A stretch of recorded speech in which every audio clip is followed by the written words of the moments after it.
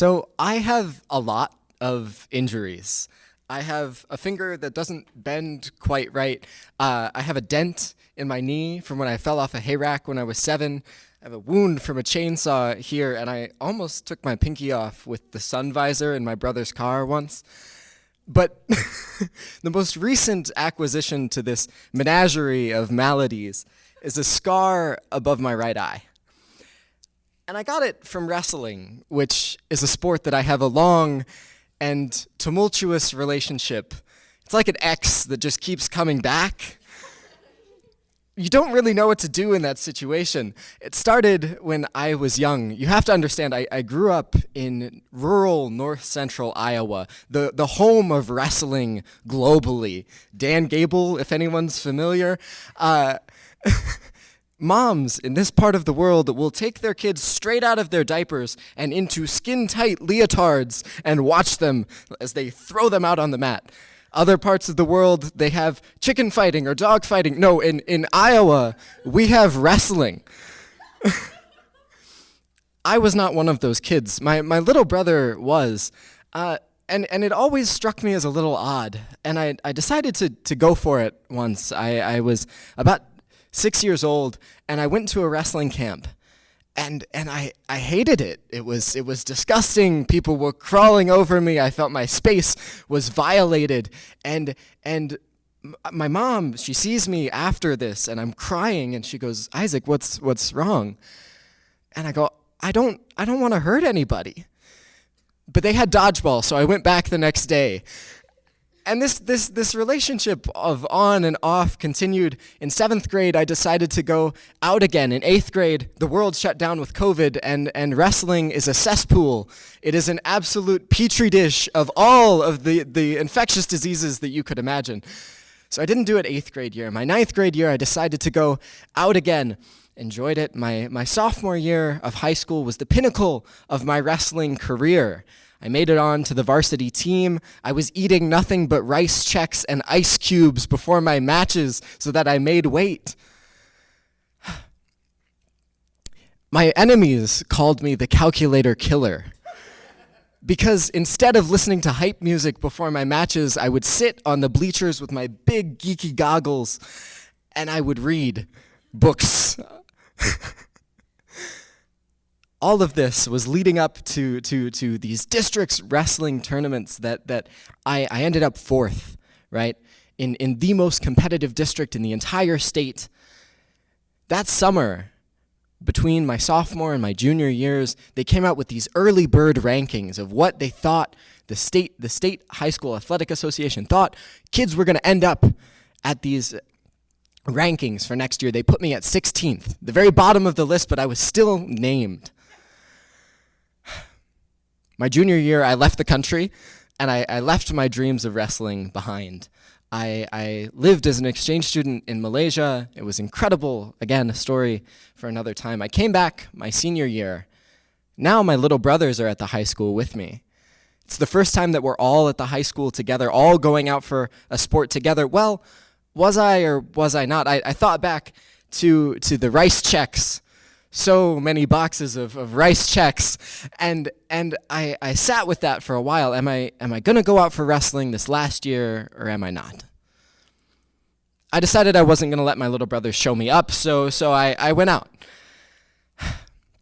We had our season. I did all right. I certainly didn't live up to that 16th in the state reputation. And by the end of the season, we were practicing, and it really only mattered for the state qualifiers. One of them was my neighbor, Colin Bird, who, when I had left for Malaysia, he was this spindly kid who I remember getting on the bus station with. And when I came back, he was this beefsteak of an Iowan corn-fed man. He was no child. 160 pounds of pure farm muscle. And we're wrestling, and I get a crossface, and I feel my eye as it goes... And my skin, my flesh is torn, and I'm looking down on the mat. Our school colors are red and black, and there's a hue that's somewhere between the two that doesn't quite match. And that's my blood. And I'm starting to freak out a little bit as my coaches' faces are so appalled as they look at me, and they're like, "Yeah, you need to get out of here."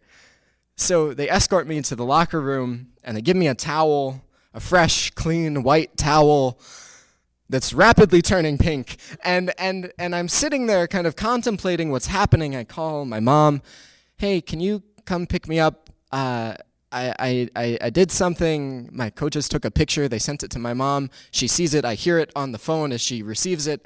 And there's a gasp. And I'm like, oh, that really can't be good. I haven't looked in a mirror yet at this point. And so I'm sitting there, I'm contemplating, what's going to happen. This wound feels really bad. My eye is swelling up.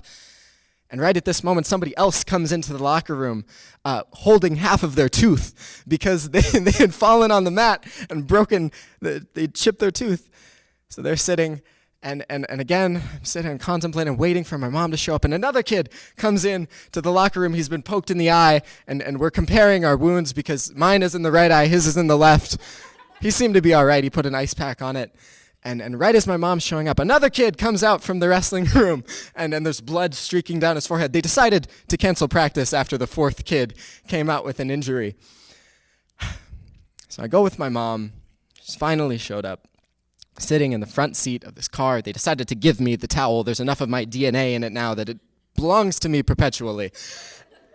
I hop in, I buckle up, and we're driving in our small town, and we get to an intersection, both literally and metaphorically, because if we turn to the left, that's the direction of the hospital, which I'm fully expecting to go to. My mom's been talking this up. She's seen the pictures. She knows that I'm going to need stitches. It's really starting to freak me out. And I hear the blinker go as she turns right to the direction of my dad's veterinary clinic.